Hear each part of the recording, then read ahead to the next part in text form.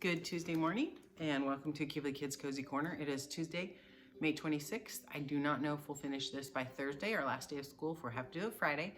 So let's get started and stay tuned and welcome back. And let's see what's going on because we get to read about the Great Glass Elevator today. Chapter 25, the Great Glass Elevator. I've never seen anything like it, cried Mr. Wonka. The children are disappearing like rabbits, but you mustn't worry about it. They'll come out in the wash. Mr. Wonka looked at the little group that stood beside him in the corridor. There are 2 children left now, Mike TV and Charlie Bucket. And there were 3 grown-ups, Mr. and Mrs. TV and Grandpa Joe. Shall we move on? Mr. Wonka asked. Oh, yes, cried Charlie and Grandpa Joe both together. My feet are getting tired, said Mike TV. I want to watch television. If you're tired, then we'd better take the elevator, said Mr. Wonka. It's over here. Come on, in we go. He skipped across the passage to a pair of double doors. The doors slid open. The 2 children and the grown-ups went in. Now then, cried Mr. Wonka, which button shall we press first? Take your pick. Charlie Bucket stared around in astonishment. These are the craziest elevator he had ever seen. There were buttons everywhere. The walls and even the ceilings were covered all over, rows and rows and rows of small black push buttons. There must have been 1,000 of them on each wall, then another 1,000 on the ceiling. And now Charlie noticed every single button had a tiny printed label beside it telling you which room it would take you to if you pressed it. This isn't an ordinary elevator, Mr. Wonka said. This elevator can go sideways, long ways, slant ways, and any other way you can think of. It can visit every single room in the whole factory, no matter where it is. You simply press a button and zing, you're off. Fantastic, murmured Grandpa Joe. His eyes were shining with excitement as he stared at the rows and rows of buttons. The whole elevator is made of thick, clear glass, Mr. Wonka declared. Walls, doors, ceilings, floor, everything is made of glass so that you can see out. But there's nothing to see, said Mike TV. Well, choose a button, said Mr. Wonka. The 2 children may press 1 button each. So take your pick. Hurry up. In every room, something delicious and wonderful is being made. Quickly, Charlie started reading some of the labels alongside the buttons. The Rock Candy Mine, 10,000 feet deep, it said on one. Cockernut ice skating rinks, it said on another. Strawberry juice water pistols. Toffee apple trees for planting in your garden, all sizes. Exploding candy for your enemies. Luminous lollies for eating at bedtime. Mint jubilees for the boy next door. They'll give him green teeth for a month. Cavity-filling caramels. No more dentists. Stick jaw for talkative parents. Wriggle sweets that wriggle delightfully in your tummy. Invisible chocolate bars for eating in class. Chocolate-coated pencils for sucking. Fizzy lemonade swimming pools. Magic hand fudge. When you hold it in your hand, you taste it in your mouth. Rainbow drops. Suck them and you can spit in 6 different colors. Come on, cried Mr. Wonka. We can't wait all day. Isn't there a television room in all this lot? Asked Mike TV. Well, certainly there's a television room, said Mr. Wonka. That button over there. He pointed with his finger and everyone looked. Television chocolate, it said on one of the tiny labels. Whoopee, said Mike TV. That's for me. He stuck his thumb out and pressed the button. Instantly, there was a tremendous whizzing noise. Doors clanged and shut and the elevator leaped away as though it had been stung by a wasp. It leapt sideways, and all the passengers, except for Mr. Wonka, who was holding onto a strap from the ceiling, were flung off their feet onto the floor. Get up, cried Mr. Wonka, roaring with laughter. But just as they were staggering to their feet, the elevator changed directions and swerved violently around the corner, and over they went. Once more. Help, cried Mike TV. Take my hand, madame, said Mr. Wonka to Mrs. TV.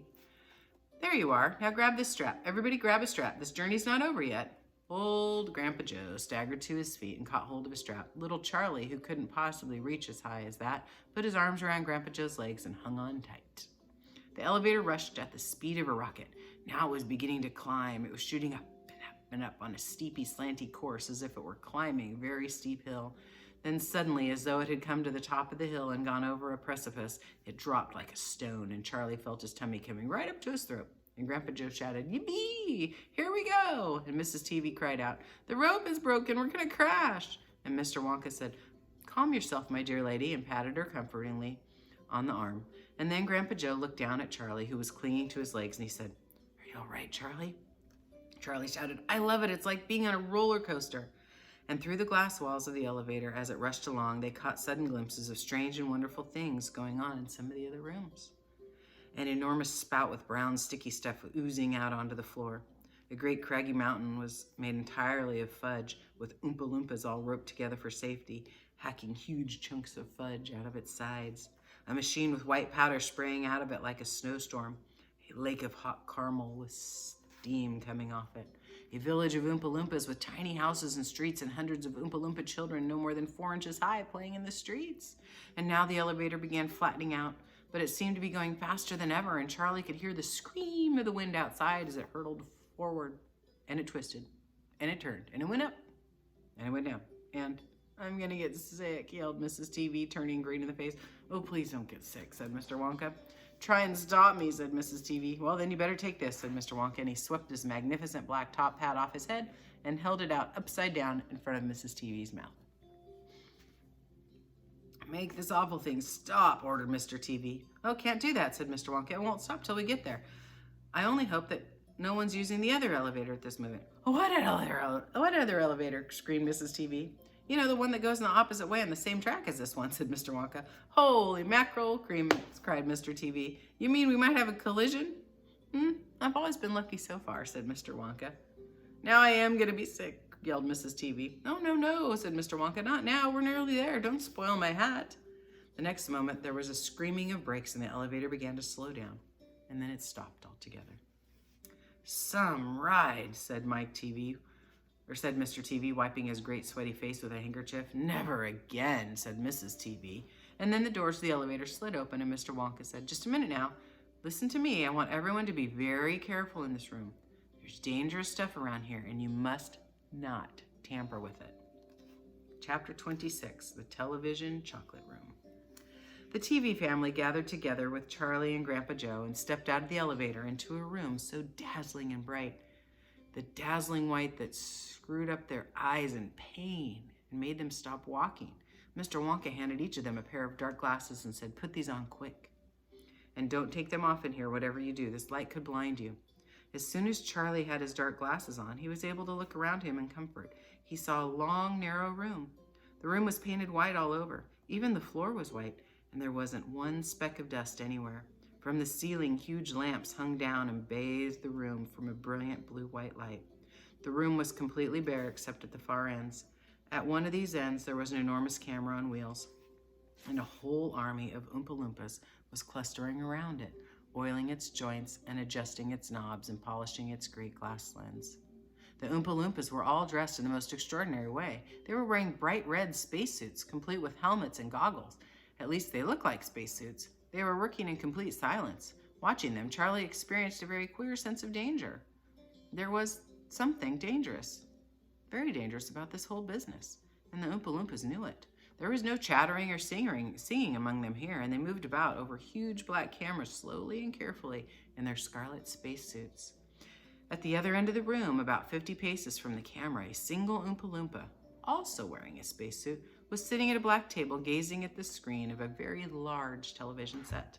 Here we go, cried Mr. Wonka, hopping up and down with excitement. This is the testing room for my very latest and greatest invention, television chocolate.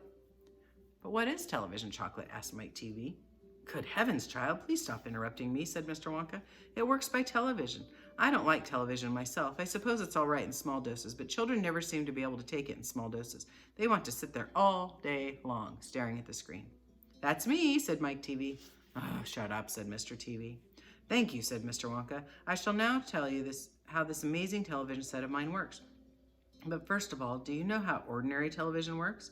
It is very simple. At one end, there's a picture being taken, and you have a large movie camera, and you start photographing something. The photographs are split into millions of tiny pieces that are so small you can't see them. And these little pieces are shot out into our sky by electricity, and in the sky they go whizzing around all over the place, and then suddenly they hit an antenna on the roof of somebody's house. And then they go flashing down the wire that leads right to the back of the television set, and there they get the joggled around until the very last every single one of those millions of tiny pieces is fitted back right into place, just like a jigsaw puzzle, and presto, the photograph appears on the screen. And that is exactly how it works, said Mike TV. I'm a little deaf in my left ear, said Mr.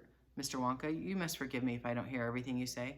I said, that isn't exactly how it works, shouted Mike TV. Oh, you're a very nice boy, said Mr. Wonka, but you talk too much. Now then, for the very first time I saw ordinary television working, it struck me by a tremendous idea. Look here, I shouted, if these people can break up a photograph into a million pieces and send pieces whizzing through the air and put them together again at the other end, why can't I do the same thing with a bar of chocolate? And why can't I send a real bar of chocolate whizzing through the air in tiny pieces and then put the pieces together at the end, all ready to be eaten? Impossible, said Mike TV. You think so? Cried Mr. Wonka. Well, watch this. I shall send a bar of my very best chocolate from one end of this room to the other by television. Get ready there. Bring in the chocolate. Immediately, 6 Oompa Loompas marched forward on their shoulders, carrying an enormous bar of chocolate. Let me start over. Marched forward, carrying on their shoulders the most enormous bar of chocolate Charlie had ever seen. It was about the size of the mattress he slept on at home. It has to be very big, Mr. Wonka explained, because whenever you send something by television, it always comes out much smaller than when it went in. Even with ordinary television, when you photograph a big man, he never comes out on your screen any taller than a pencil now, does he? Here we go then. Get ready. Nope, stop, hold everything. You there, Mike TV, stand back. You're too close to the camera. There's dangerous rays coming out of that thing. They can break you up into a million tiny pieces in 1 second. That's what the Oompa Loompas are wearing spacesuits. The suits protect them. All right, that's better now. Switch on. One of the Oompa Loompas caught hold of a large switch and pulled it down. There was a blinding flash. The chocolate's gone, shouted Grandpa Joe, waving his arms. He was quite right. The whole enormous bar of chocolate had disappeared completely into thin air. It's on its way, cried Mr. Wonka. It's now rushing through the air above our heads in a million tiny pieces. Quick, come over here. He dashed over to the other end of the room, where the large television set was standing, and the others followed him. Watch the screen, he cried. Here it comes. Look. The screen flickered and lit up. Then suddenly a small bar of chocolate appeared in the middle of the screen. Take it, shouted Mr. Wonka, growing more and more excited. How can we take it? Asked Mike TV, laughing. It's just a picture on a television screen. Charlie Bucket, said Mr. Wonka. You take it. Reach out and grab it. Charlie put out his hand and touched the screen, and suddenly, miraculously, the bar of chocolate came away in his fingers. He was so surprised he nearly dropped it. Eat it, shouted Mr. Wonka. Go on, eat it up. I bet it's delicious. It's the same bar. It's just gotten smaller in the journey. That's all. Oh, it's absolutely fantastic, gasped Grandpa Joe. It's a miracle. Just imagine, cried Mr. Wonka. When I start using this across the country, you'll be sitting at home watching television, and suddenly a commercial will flash onto the screen, and a voice will say, Eat Wonka's chocolates. They're the best in the world. If you don't believe us, simply try one for yourself. Now. And you simply reach out and take one. How about that? Oh, terrific, cried Grandpa Joe. It'll change the world. And that, my friends, is where we're leaving off for today. Tomorrow is chapter 27, and we have 27, 28, 29, and 30, so 4 more chapters left. Thank you so much for tuning in. Forgive me for constantly saying I miss you guys, and I'm grateful that you're tuning in, and I hope all is well. Remember to be kind and be safe, and remember, we can't wait to see you again in the fall, whenever that may be. We'll just be patient and be persistent. Take care. We love you. Bye.